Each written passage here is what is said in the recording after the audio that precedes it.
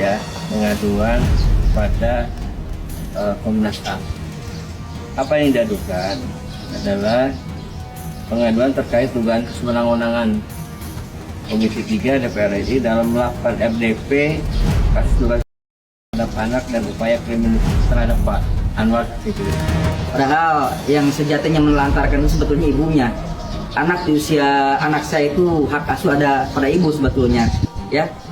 Karena dia mengantar ke saya tidak bisa menolak. Setelah terjadi seperti ini, malah dia melaporkan saya dengan tuduhan penelantaran. Seorang ayah yang mana yang menghalang-halangi ibunya datang melihat anaknya, apalagi ibunya membawa rezeki buat anaknya dan membuat anaknya senang. Seorang ayah yang mana? Itu tidak mungkin. Menanggapi video tersebut, saya wajib mengklarifikasi.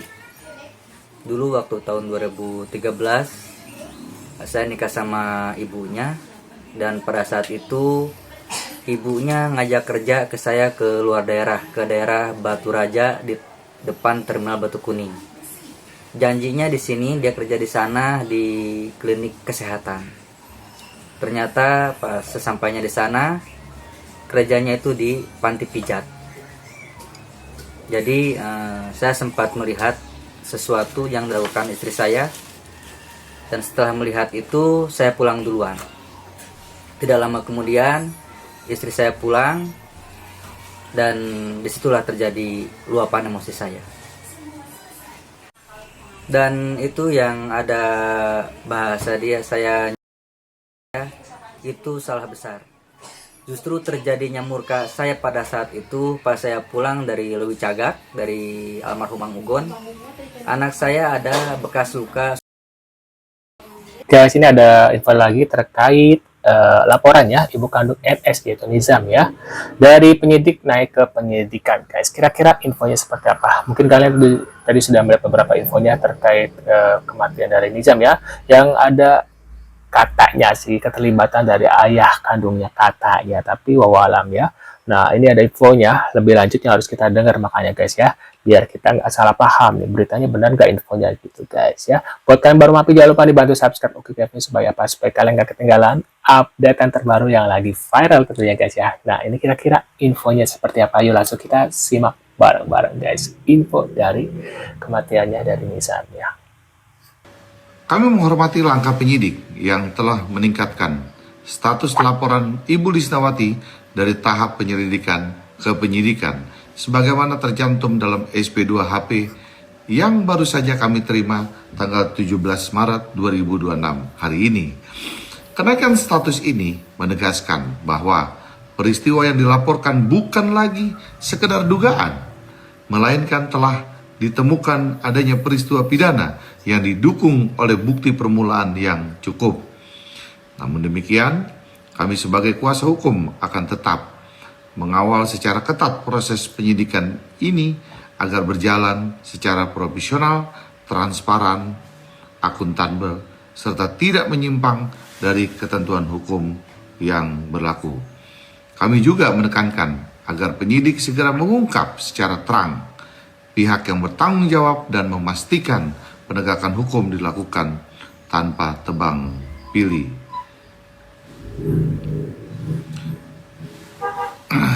Apabila adanya proses pelanggaran prosedur atau ketidakcermatan dalam penetapan status hukum, kami tidak akan ragu untuk mengambil langkah hukum. Waduh. Apa nih, anak dari Hernia, Hernia mantan istri AS ya, angkat bicara soal KAD ya. Berstatement dalam kematian anak Nizam ini. Mungkin bisa dijelaskan Kang Hikmat. Ini Pak membenarkan bahwa si AS ini pernah ada kepada ibu saya gitu. Oke. Apa hubungannya AS dengan ibunya Kang Hikmat? Pernah menikah.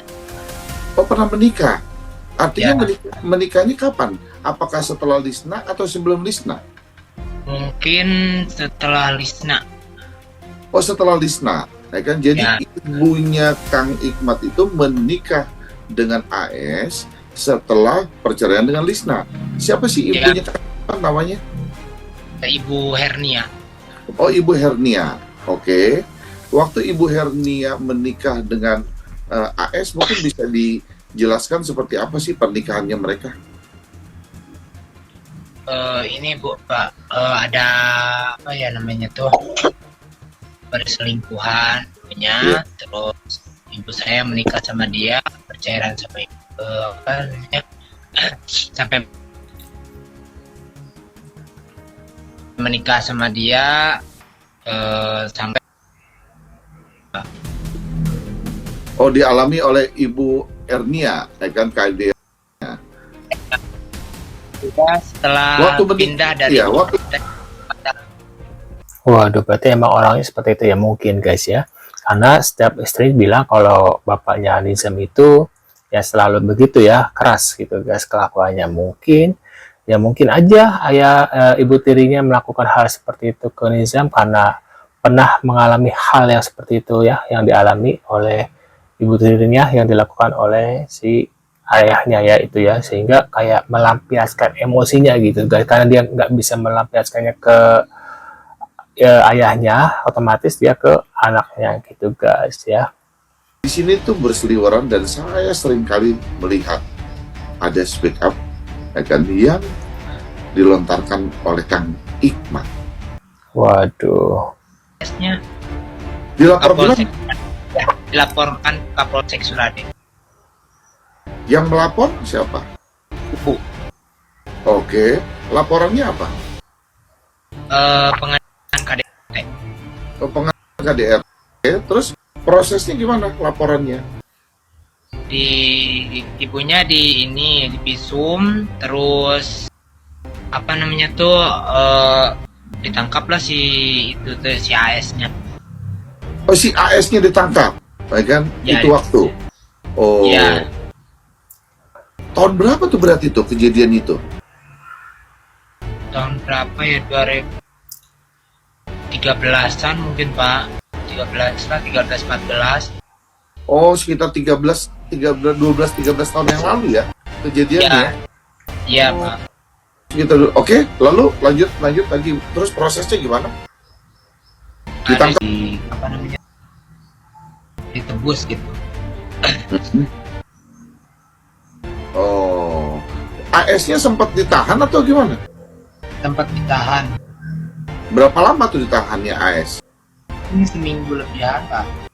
oh jadi setelah ditahan kemudian ditebus, akhirnya dia keluar ya gitu ya, karena sudah ditebus gitu guys. Saya sangat apresiasi banget sama Kang Hikmat ini yang berani speak up ya, karena mungkin ada kepikiran masa lalu yang belum puas ya Kang Hikmat ya, sehingga Iya. berani speak up dan mendukung langkah kita ya Kang, gitu ya Kang. Saya Ya, salut loh Kang, betul. Dan nanti Waduh. Jadi hari Nah, ini ada juga kami ayah Nizam. didukung dari Ayah Nizam ya, Nizam Syafi'i mengadu ke Komnas HAM ya, tuding RDP Komisi 3 DPR RI berat sebelah dan meminta perlindungan LPSK guys. Waduh, ketar-ketir sebetulnya ya. Bapak Anggota TV melaksanakan Bentar guys. ya, pengaduan. Bentar, aku pause dulu. Ini kayaknya aku ada yang salfok dengan dua orang ini, seperti pernah mengenal guys. Kalian apakah sadar ini sebelah kiri siapa guys? Yang di Sugus guys ya, pengacara Sugus yang dulu sempat dijodohin lah sama istrinya si Sugus gitu ya, karena lebih cocok sama si Sugus gitu, sama si pengacara ini daripada si Sugus, istrinya si Sugus ya. Nah, si botak ini apakah yang dilaporkan oleh Tenovi? Kayaknya bukan yang ini ya, ini kayaknya lebih tua deh, yang itu agak muda dikit lah ya. Waduh, ini oh iya ya, aku lupa, ayahnya Nizam kan ini satu kubu dengan Farhad, jadi otomatis ya mereka ya yang turun ya. Komnas HAM. Apa yang diadukan adalah pengaduan terkait dugaan kesewenang-wenangan Komisi 3 DPR RI dalam melakukan RDP kasus dugaan kekerasan terhadap anak dan upaya kriminalisasi terhadap Pak Anwar Hasibuan. Jadi kami sebagai warga negara ya tidak boleh melakukan laporan balik terhadap kasus ini. Jadi Pak Anwar ini dilaporkan oleh istrinya, tapi tidak boleh membuat laporan balik. Mantan istri ya, mantan istri. Dan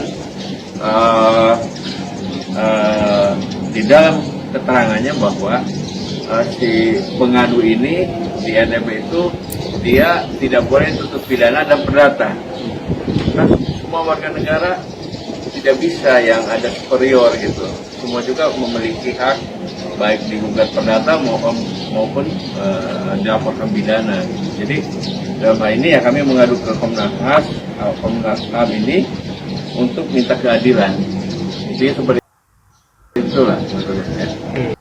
Waduh, guys, kira-kira gimana guys? Apakah benar guys ada keterlibatan ayahnya Nizam terkait dengan kematian dari Nizam ini guys? Mungkin kalian bisa tulis di kolom komentar ya, reaksi kalian gitu guys. Dan aku mau nanya nih, besok kalian lebarannya hari besok atau hari Sabtu ya? Kalian bisa tulis di kolom komentar guys, kira-kira kalian lebarannya dari apa ya. Sekian dulu infonya ya. Yang sudah subscribe terima kasih banyak, yang sudah mampir juga terima kasih banyak. Mudah-mudahan rezeki kalian selalu lancar guys ya. Kita akan bertemu kembali di video selanjutnya. See you guys.